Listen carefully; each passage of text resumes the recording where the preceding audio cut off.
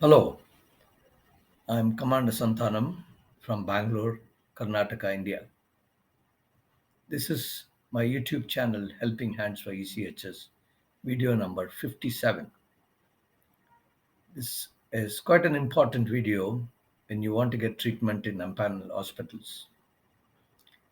This will cover what we call it as Appendix A approval, which is required for Empanelled hospital to treat any patient, ECHS patient. I will cover when it is needed and when it is not needed for treatment at Impalnt Hospital. I will cover the following. What does listed and unlisted procedure implants diagnostic text means? What does this mean? When they say it's a listed implant, what does it mean? Or when they say unlisted implant, what does it mean? Important details of the Appendix A form.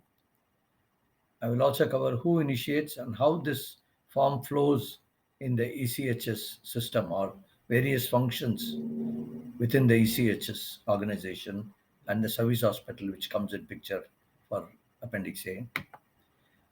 Important point I will cover is when Appendix A is not required to be initiated by Impalnt Hospital, and a summary.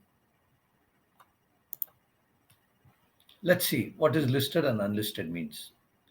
Any listed procedure or investigation or test means that for that particular item, there is a CGHS package rates are published and is available. This is also available to the empanel hospitals. The CGHS published rates are directly applicable for ECHS. ECHS does not generate their own rates.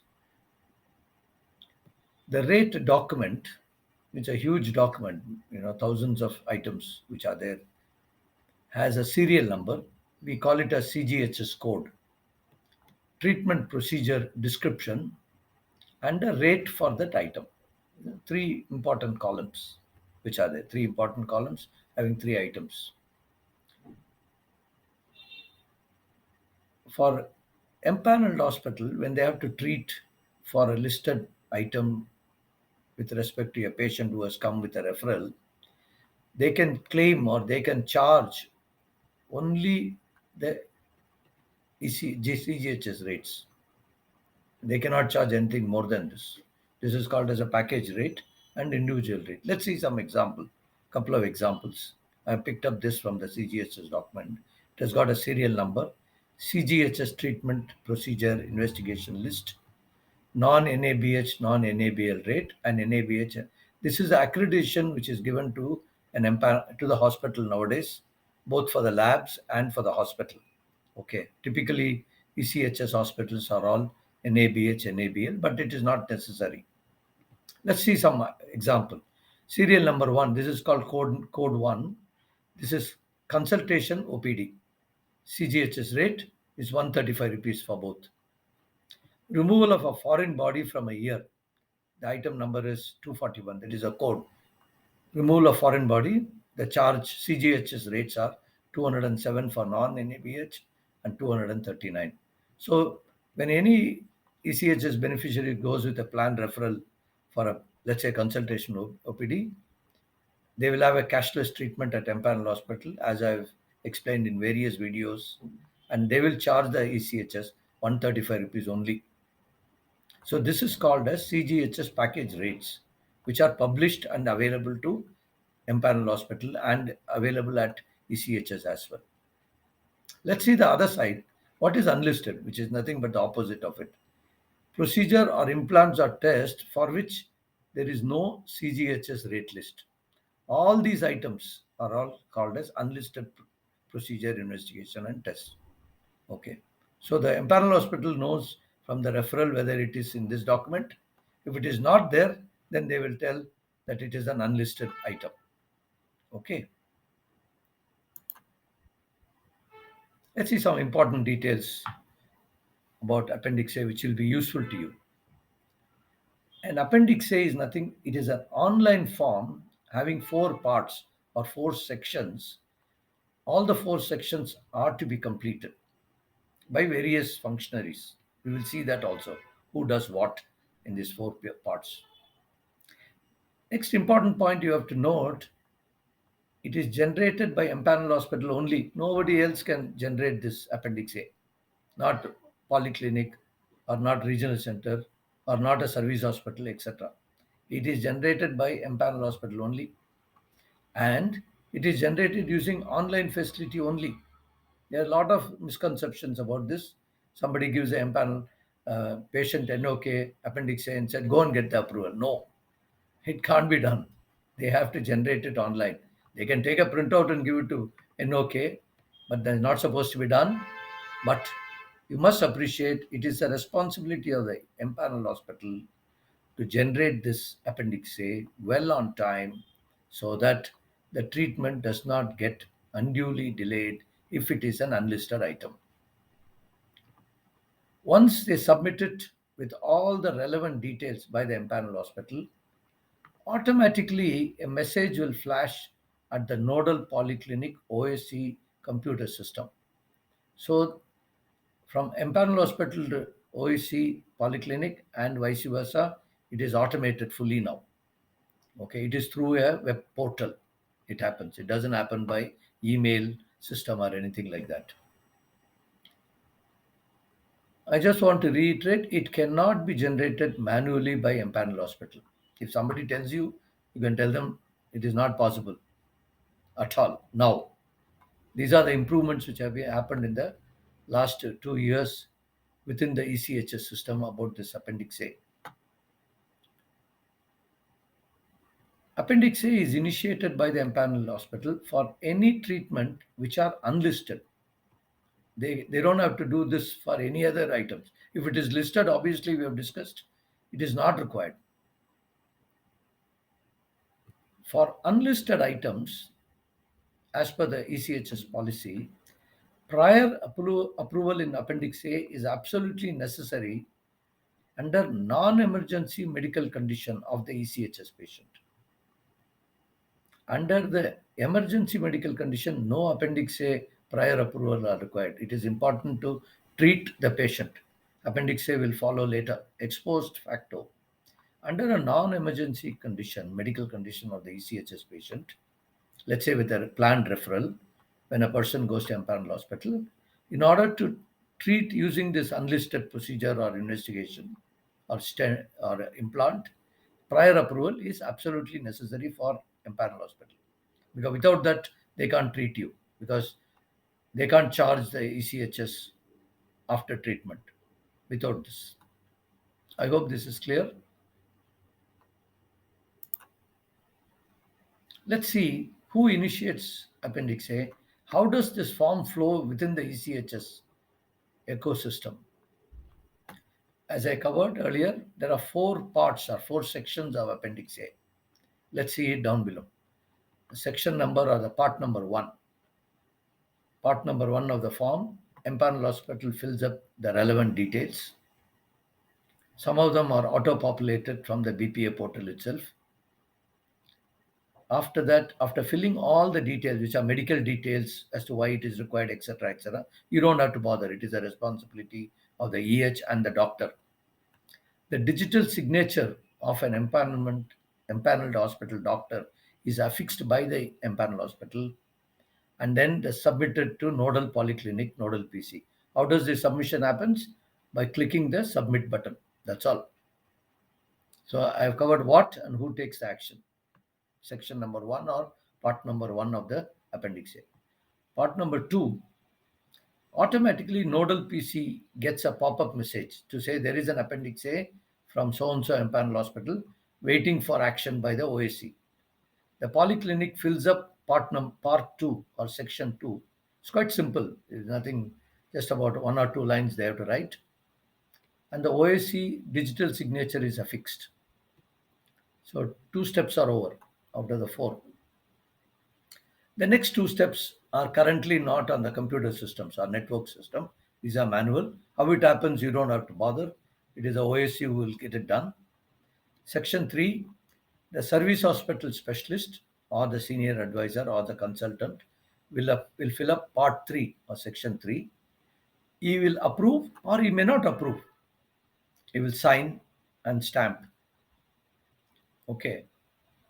So basically, Appendix A need not be approved always by the service hospital specialist. They may have a query, the hospital will have to answer the query, and after that they may approve. Whichever way it is there is both approval and approved or not approved and signature. Then this paper copy currently goes to section 4, which is the SCMO of the service hospital will sign and stamp. And this document, this paper, single sheet of paper with this annexures, if any, are received by the OAC polyclinic staff. What the OAC polyclinic does, he scans and uploads it back on the BPA portal. Here they started in the BPA portal.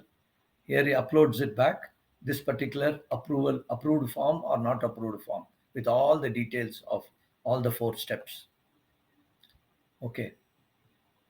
Automatically, a pop-up will come on the Empanelled Hospital online system to say Appendix A, which was initiated in here, is now been available for you to see whether it is approved or not approved. If it is approved, they will take necessary actions for completing the treatment of the BCHS beneficiary as per the planned referral. Okay. In my view, the patient or next of kin has absolutely no role in this flow of this Appendix A, right from initiation to approval. However, this whole lot of things will take maximum or may take about 48 hours or 2 working days from initiation to when they get the pop-up message to say it is approved or not approved. Okay, NOK may coordinate if required, but it is not a must. You don't have to run around to get this Appendix A because there is a referral. It is their duty to get you treated and charge you. And if they want to get the Appendix A approval because it's unlisted, it is their right to initiate Appendix A, and then this whole information is then available to them. Okay, so this is the steps. As I said, currently this is automated. This is goes in the hand as a paper, printed paper, and again it is uploaded online and visible back to the Empanelled Hospital.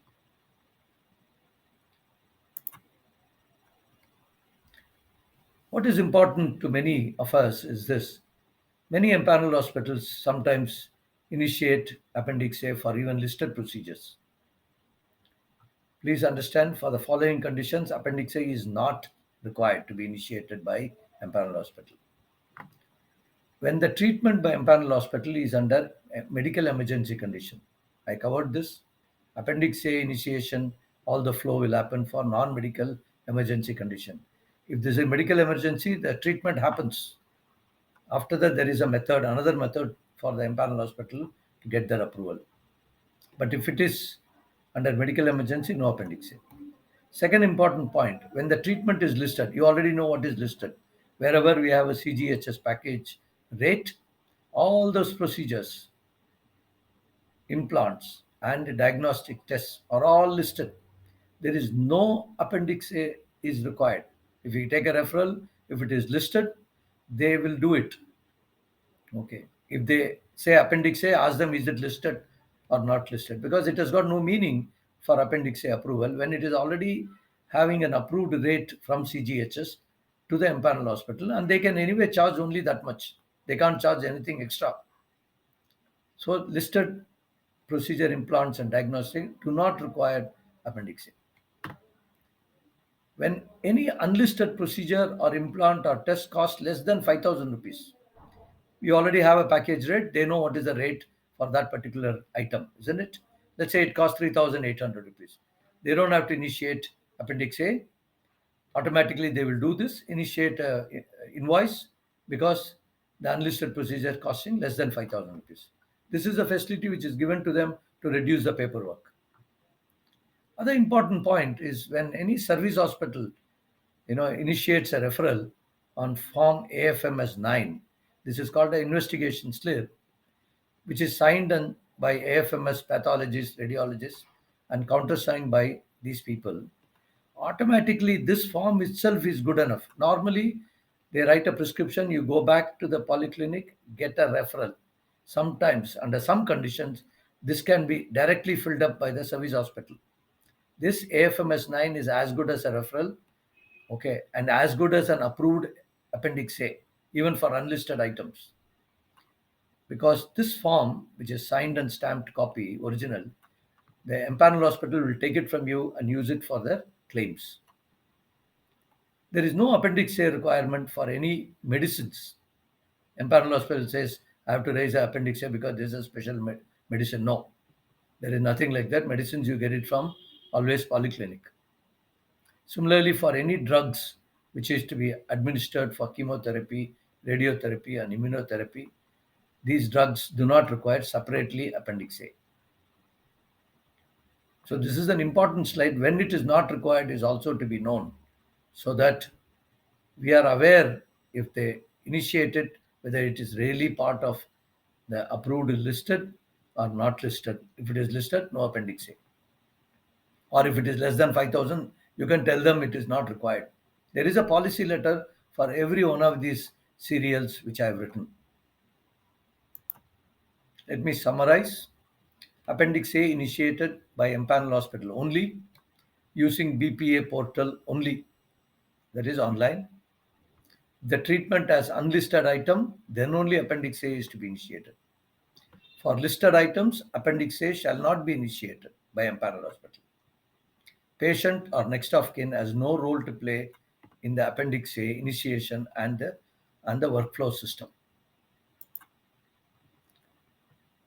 Is a volunteer effort from Helping Hands for ECHS on ECHS issues. I have my web portal and YouTube channel to support all of you. If you have queries, over 99%, close to 100% are answered today in these two, web portal and YouTube channel. If you still have any doubts and you have difficulties, do not hesitate to call my mobile. Jai Hind.